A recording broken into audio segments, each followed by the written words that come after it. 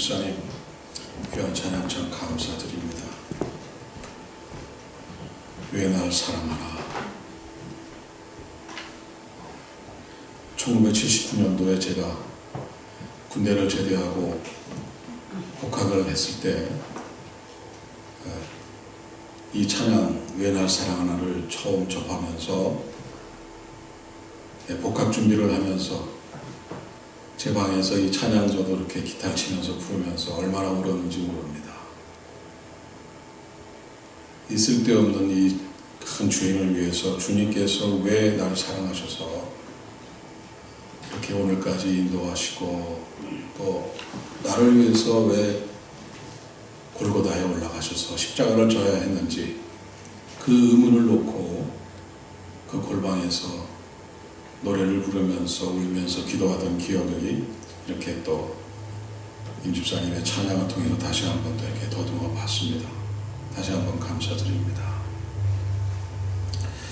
오늘은 종료주일입니다.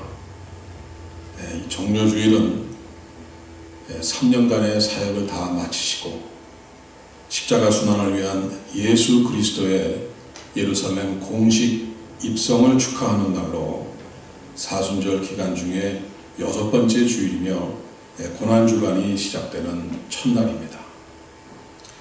예수 그리스도의 예루살렘 입성은 주님께서 자신이 인류의 구원을 위해서 메시아로 오셨음을 공개적으로 선포하는 것입니다. 또한 일주일 후에 있을 이 부활의 승리를 미리 보여주신다는 의미에서 대단히 중요한 사건이었습니다. 수많은 백성들이 예수 그리스도의 입성을 축하하기 위해서 이 종려나무 가지를 흔든 것은 종려나무가 승리의 상징이었고 예수 그리스도를 승리의 왕으로 보았기 때문입니다. 마태복음 21장에 주님께서 예루살렘 성으로 들어가는 이 장면을 가장 잘 사복음서 중에서 가장 잘 묘사했기 때문에 다 같이 한번 보도록 하겠습니다. 21장 6절서부터 11절까지입니다. 제가 읽겠습니다. 제자들이 가서 예수께서 명하신 대로 하여 나귀와 나귀 새끼를 끌고 와서 자기들의 겉옷을 그 위에 얹음에 예수께서 그 위에 타시니 무리의 대다수는 그들의 겉옷을 길에 펴고 다른 이들은 나뭇가지를 베어 길에 펴고 앞에서 가고 뒤에서 따르는 무리가 소리 높여 이르되 호산나 다윗의 자손이여 찬송하리로다. 주의 이름으로 오시는 이여 가장 높은 곳에서 호산나 하더라. 예수께서 예루살렘에 들어가시니 온 성이 소동하여 이르되 이는 누구냐 하거늘 무리가 이르되 갈릴리 나사렛에서 나온 선지자 예수라 하니라. 여기 호산나는 우리가 비옵나니 우리를 구원하소서 하는 뜻입니다. 그래서 수많은 군중들이 모여들어서 앞에서도 가고 뒤에서도 따라오면서 종려나무를 흔들고 큰 소리를 외치면서 주님을 환영합니다. 오 주님, 우리를 구원해 주소서. 다윗의 자손 주님이시여 우리를 구원해 주소서 하면서 많은 무리들이 주님을 앞서거니 뒤서거니 하면서 이렇게 환영을 합니다. 온 예루살렘이 소동이 날 정도로 이렇게 대단한 환영을 받으시면서 예루살렘 성으로 들어가셨습니다. 이것이 종려주일에 일어난 놀라운 일들입니다. 그런데 더욱 놀라운 일이 일어난 것은 며칠이 지난 금요일 아침이었습니다. 그 군중들은 다시 모여들었습니다. 주님, 우리를 구원하소서 하면서 외치던 그 사람들이 갑자기 완전히 돌변해서 이제는 십자가에 못 박아라. 크루시파이 이러면서 온갖 힘과 악을 써가면서 바락바락 소리를 대고 소리를 질러대고 있습니다. 도대체 무슨 일이 있었길래 그들을 이렇게 180도 돌변하게 만들었습니다. 호산나 외치며 왕으로 모시던 주님을 이제는 십자가에 못 박으라고 하고 오히려 이 살인자인 바라바를 도와주라고 이렇게 외쳐대고 있습니다. 우리는 주님이 예루살렘 성에 들어오신 이 종료주일서부터 시작해서 최후의 만찬을 하시기 전까지 이 주님의 행적을 한번 간략하게 살펴볼 필요가 있습니다. 그래서 오늘 본문이 있는 이 마가복음 11장서부터 시작해서 14장 9절까지의 내용을 제가 간추려 봅니다. 첫째로 이 종료주일 다음날 아침에 이 시장하셨던 주님이 열매 없는 무화과 나무를 저주하셔서 말라 죽게 만들게 마셨습니다. 또 두 번째는 성전에 들어가셔서 모든 매매하는 사람들을 내쫓으시고 그들의 좌판을 다 뒤엎어버리셨습니다. 그러시고는 만민이 기도하는 내 집을 너희가 강도의 소굴로 만들었구나 하면서 아주 진노하셨습니다. 세 번째는 포도원 농부의 비유를 말씀하시면서 포도원 주인의 이 종들을 때리고 죽이더니 이제는 포도원 주인의 상속자인 그 아들이 왔는데도 이 죽여버렸다는 이 끔찍한 말씀으로 이 듣는 이들을 분노하게 만들었습니다. 네 번째로 가이사의 것은 가이사에게 하나님의 것은 하나님에게 바치라는 이런 놀라운 이 말씀을 하셨습니다. 다섯 번째로 사두개인들과 부활 논쟁을 벌이시고는 너희가 성경도 하나님의 능력도 알지 못하느냐. 하나님은 죽은 자의 하나님이 아니요 산 자의 하나님이다 하면서 야단을 치셨습니다. 또 여섯 번째는 성전의 그 헌금함 가까이 마주보고 앉으시더니 가장 적은 2렙돈을 넣은 이 가난한 과부가 풍족한 중에 헌금한 모든 사람보다 가장 많이 넣었다고 칭찬을 하셨습니다. 덧붙여서 과부의 재산을 삼키며 외식하는 서기관들을 조심하라는 발언으로 이 서기관들의 화를 불러일으키셨습니다. 또 일곱 번째로 성전을 나가시면서 돌 위에 돌 하나도 남지 않고 다 무너뜨려지리라 이렇게 말씀하시더니 마지막 때 심판이 날이 올 때 무슨 일이 일어날 것인가를 말씀하시면서 깨어있으라. 내가 너에게 하는 말은 몇몇 사람에게만 하는 말이 아니라 너희 모두에게 하는 말이니라 하면서 성전을 떠나셨습니다. 그리고 여덟 번째 마지막으로 베다니 나병 환자 시몬의 집에서 식사하실 때 한 여자가 값진 향유 한 옥합을 깨뜨려서 주님의 머리에 부었을 때 내 장례를 준비하였다고 하시면서 복음이 전파되는 온 천하에 이 여인이 행한 일도 전하여 기억하라고 하셨습니다. 이러한 일들을 행하신 주님을 대제사장들과 서기관들이 잡아 죽일 이 방도를 찾기 시작을 합니다. 저희가 요즘 마태복음 강해 설교를 통하여 묵상 중인 이 산상수훈의 내용과 비교해도 주님께서 그 사람들을 화나게 만드신 것 외에는 그 조금도 다르지 않는 이 똑같은 말씀들과 이 행동을 계속 반복하신 것입니다. 별다르게 특별하게 특출한 다른 그 말씀을 하신 것이 없습니다. 그런데 무엇이 잘못되었기에 이 호산나를 외치던 그들이 갑자기 주님을 향해서 십자가에 못 박아라라고 외친 것입니다. 그것은 한결같이 천국과 하나님 나라의 진리를 말씀하시는 주님 앞에 그들은 조금도 변하지 않았기 때문입니다. 3년 전에 주님께서 산상수훈을 말씀하시면서 공생애를 시작할 때의 그 시간, 그때부터도 3년이 지난 이 종료주일이 지난 그 시간까지 그들은 조금도 변하지 않았기 때문입니다. 진리로 오신 주님 앞에서 이 잘못된 전통과 거짓과 위선으로 살아가던 자신을 전혀 내려놓지 않았기 때문입니다. 그들은 오직 자신들의 안위와 자신들의 부귀 영화만에만 관심이 있었기 때문입니다. 그저 무엇을 먹을까, 무엇을 마실까, 무엇을 입을까 외에는 진정한 하나님 나라의 회복이니 구원이나 영생이니 물과 성령으로 거듭나는 이런 것 따위와는 전혀 관계도 없이 거리가 멀었기 때문입니다.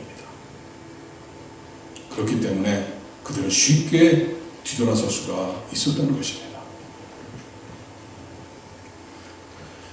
그럼 3년 동안을 주님과 같이 생활하면서 가장 가까이서 모시던 제자들은 어떻습니까? 그들은 조금 다르지 않았겠습니까? 같이 한번 살펴보도록 하겠습니다. 주님께서는 3년의 사역을 다 마치신 후에 십자가에 달리시기 전날 저녁 사랑하는 제자들과 이 마지막 최후의 만찬 식탁에 앉으셨습니다. 그런데 식사를 시작하시기 전에 갑자기 이런 말씀을 하십니다. 다 같이 본문 말씀 18절 말씀을 보십니다. 18절입니다.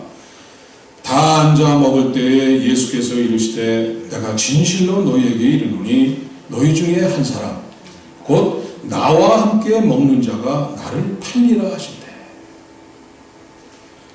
너희 중에 한 사람 곧 나와 함께 먹는 자가 나를 팔리라고 이런 청천벽력 같은 말씀을 하십니다. 그러자 누가 더 크냐, 누가 주님 곁에 가까이 앉을 것이냐, 누가 주님의 오른편에 누가 주님의 왼편에 앉을 것이냐 이렇게 자리싸움이나 하고 또 그저 먹고 마시는 이 만찬 자리에서 들떠서 그저 떠들던 제자들이 찬물을 끼얹은 듯이 갑자기 조용해집니다. 서로의 얼굴을 마주보면서 무슨 말씀을 하시는 건지 이 대단히 걱정스러운 얼굴로 서로 눈치를 보기 시작하는 것이 오늘 본문의 배경입니다. 우리 이번엔 19절 말씀을 봅니다. 19절 그 다음 절입니다. 다 같이 한번 봅니다. 그들이 근심하며 하나씩 나는 아니지요 하고 말하기 시작하니 제자들이 한 사람씩 잔뜩 근심 어린 목소리로 겁먹은 목소리로 주님 나는 아니지요, 저는 아니지요 하면서 물어보는 것이 오늘 본문의 상황입니다. 여러분 여기서 한번 잘 생각해 보시기 바랍니다. 주님께서는 누가 주님을 팔지를 모르셨습니까? 아셨습니다. 오히려 내가 할 일을 속히 하라고 유다에게 말씀하십니다. 그리고 베드로가 담을기 전에 3번 부인할 것까지 정확한 시간과 몇 번이나 부인할 것까지도 정확히 말씀하셨습니다. 그리고 스가랴 13장 7절 말씀을 인용하시면서 목장을 치리니 양의 떼가 흩어지리라는 말씀으로 주님께서 잡히시면 제자들이 다 도망하여 흩어질 것까지 하나도 틀림없이 아시고 예언하시고 계십니다. 그러면 다 아시는 주님께서 왜 그런 말씀을 하셔서 이 마지막 만찬 자리에 왜 이렇게 찬물을 끼얹으셨을까요? 그 해답이 누가복음 22장 28절에서 32절에 나와 있습니다. 누가복음 22장 28절 32절 제가 읽어드립니다. 너희는 나의 모든 시험 중에 항상 나와 함께 한 자들인즉 내 아버지께서 나라를 내게 맡기신 것 같이 나도 너희에게 맡겨 너희로 내 나라에 있어 내 상에서 먹고 마시며 또는 보좌에 앉아 이스라엘 12지파를 다스리게 하려 하노라. 시몬아 시몬아 보라 사단이 너희를 밀가부르듯 하려고 요구하였으나 그러나 내가 너를 위하여 내 믿음이 떨어지지 않기를 기도하였노니 너는 돌이킨 후에 내 형제를 굳게 하라. 이게 무슨 말씀이십니까? 내가 너희들에게 하나님 나라를 맡기려고 하니 유다한 마을 고을이 아니라 하나님 나라를 맡기려고 하니 이제 다시는 사단에게 넘어가지 말고 믿음이 떨어지지 않게 주의하고 내 주위를 돌아보며 너의 형제들을 전도하여 구원하라는 당부의 말씀인 것입니다. 또 그렇게 사랑하던 제자 유다의 배반을 보시면서 정작 주님을 배반하는 사람은 주님과 멀리 있거나 그저 한두 번 스쳐 지나가서 그냥 아는 그런 관계가 아니라 가장 가까이서 주님과 동고동락하면서 함께 거하면서 함께 먹던 그러한 가장 가까운 사람 중에서 나온다는 그러한 경고의 말씀입니다. 또 하나는 이제는 단 한 사람도 더 이상 나를 배반하는 사단의 괴계에 빠지지 말고 확실한 믿음에 거하라는 주님의 간곡한 당부의 말씀인 것입니다. 주님께서는 3년간 공생애 동안 이 12명의 제자들을 거느리시고 잠시 쉴 틈도 없이 다니시면서 가르치시고 천국 복음을 전파하시고 또 모든 병과 약한 곳을 고쳐주시고 귀신을 쫓아내시고 많은 기적을 행하셨습니다. 제자들에게 능력을 주셔서 그들이 둘씩 짝을 지어서 나가서 전도하며 능력을 직접 체험케 하셨고 천국의 비밀을 가르쳐 주시고 주님 승천 후에 사도직을 감당케 하기 위해서 많은 것을 보여주셨습니다. 가나의 혼인잔치에서 물이 포도주로 변하는 기적을 보여주셨습니다. 오병이의 현장에서는 계속 늘어나는 이 빵과 이 떡과 물고기를 제자들이 직접 바구니를 들고 나르는 이 기적의 현장에, 생전 처음 보는 이 놀라운 기적의 현장에 직접 동참케 하셨습니다. 또 베드로에게는 인류 역사상 전무후무 유일하게 주님과 같이 물 위를 걸어보는 이런 엄청난 체험을 하게 하셨습니다.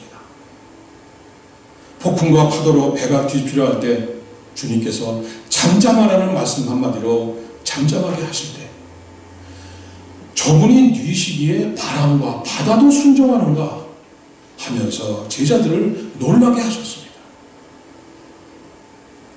그러시더니 이 회당장 야이로의 딸이 죽어서 방에 누워있는 것을 죽은 사람을 살려주셨습니다.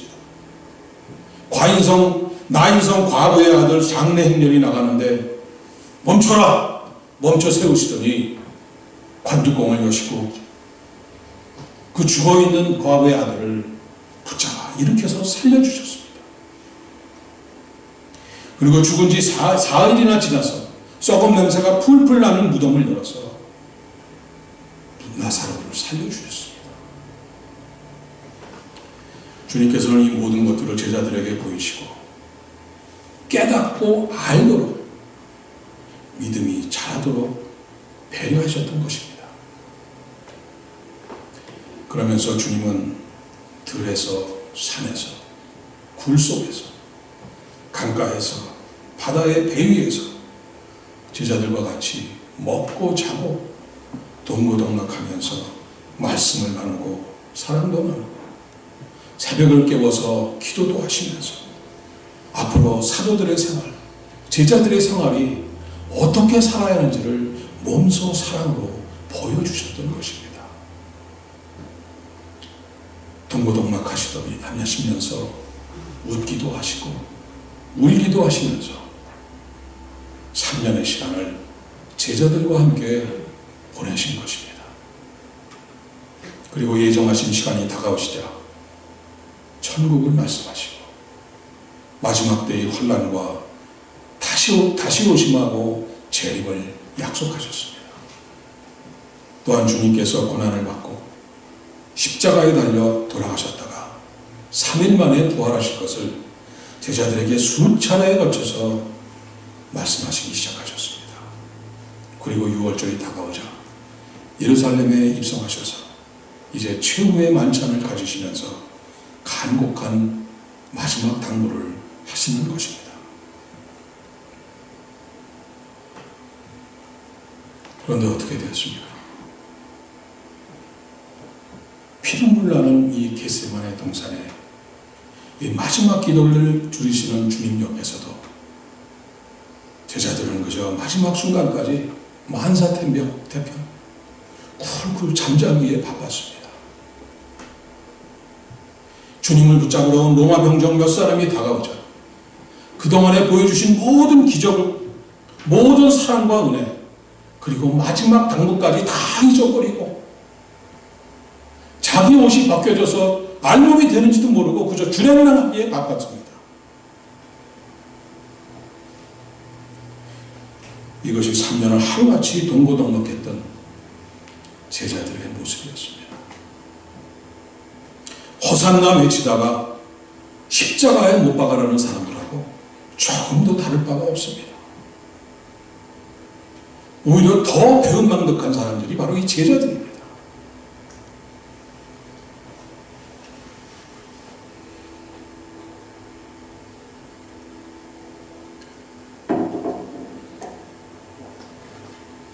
신은 죽었다 라고 외친 사람 잘 아시죠?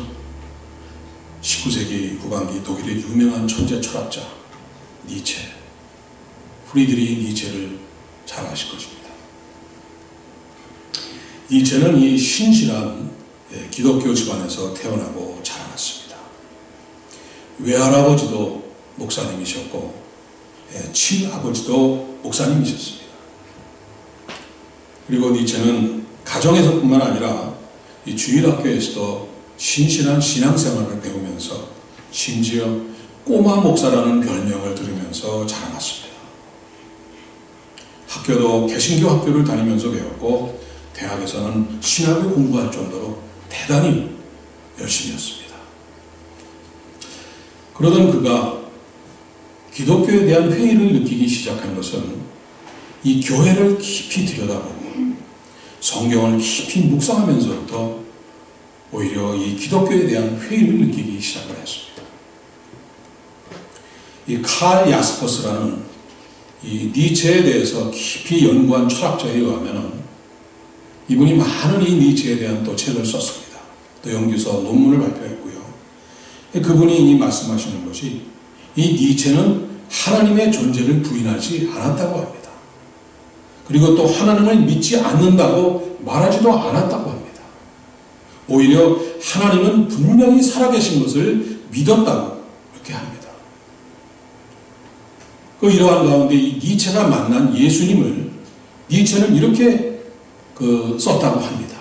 예수님은 생명의 실천가였으며 단순히 이 하나님의 나라를 선포하는 지식을 전달하는 분으로 오셨다 가신 것이 아니라 그 행하신 엄청난 표적과 그 기사를 통해서 보여주신 그 살아계신 하나님이셨다고 니체는 고백했다고 합니다. 또한 예수님은 세상의 다른 모든 종교를 능가하는 진리이자 유일한 생명의 진리이셨다는 것입니다. 그러던 그 니체가 교회를 찾아왔을 때 교회는 형태를 갖춘 하나의 종교로 발전되어 있었고 의식에 의한 이 형식적인 예배만 있을 뿐이었다는 것입니다.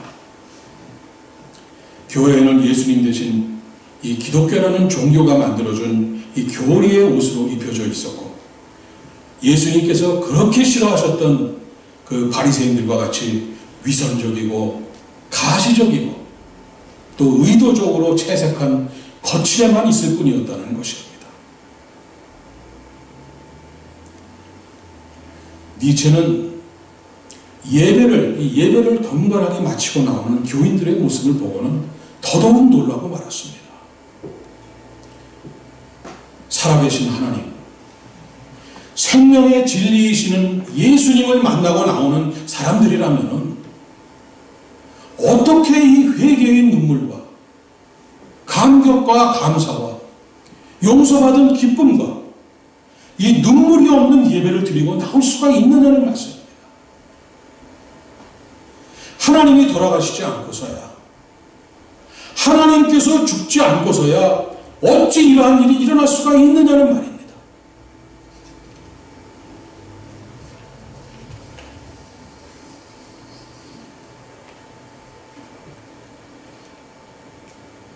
여러분은 어떠십니까? 여러분들은 이러한 회개의 눈물을 경험하신 적이 있으십니까? 하나님 아버지라고 부르면서 그분 앞에 무릎을 꿇었을 때 죽을 수밖에 없는 죄인인 이 나를 살려주신 그 십자가의 사랑이 고마워서 눈물, 콧물, 침까지 질질 흘려가면서 통곡하며 이렇게 회개하며 기도해 보신 경험이 있으십니까? 가만하십니까? 하도 오래되셔서 왜 날 사랑하나? 왜 그분이 나 대신 십자가를 져야 하나?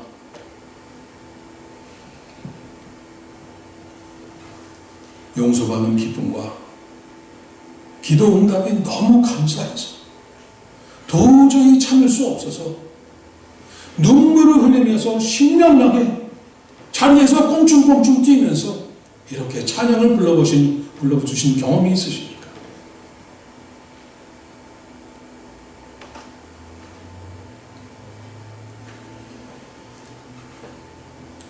가슴 아프게도 주님께서는 오늘 본문에서 주님과 함께 있는 자가, 가까이 있는 자 중에서 배반하는 자가 나온다고 말씀하셨습니다.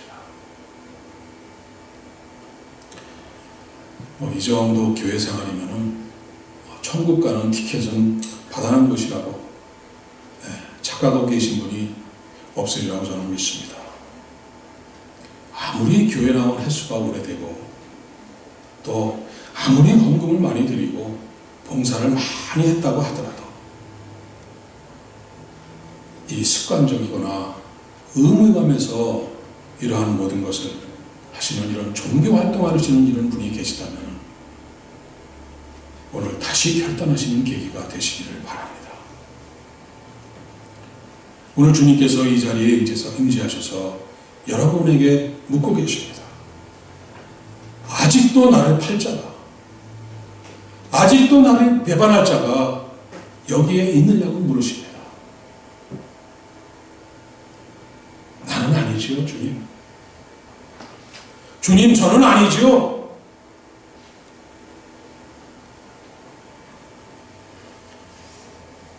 여러분 스스로에게 물으시고 여러분 스스로가 한번 대답해 보시기 바랍니다. 사랑하는 여러분, 하나님은 이미 모든 것을 용서하셨습니다. 하나님은 아직도 우리를 기다리고 계십니다. 누구든지 하나님 앞에 서기만 하면 하나님과 화평을 누릴 수 있습니다. 거기에는 어떤 자격도 어떤 조건도 없습니다. 그저 아버지 하나님, 저 왔습니다. 저 기다리시던 이 죄인이 왔습니다. 이 한마디면 충분합니다.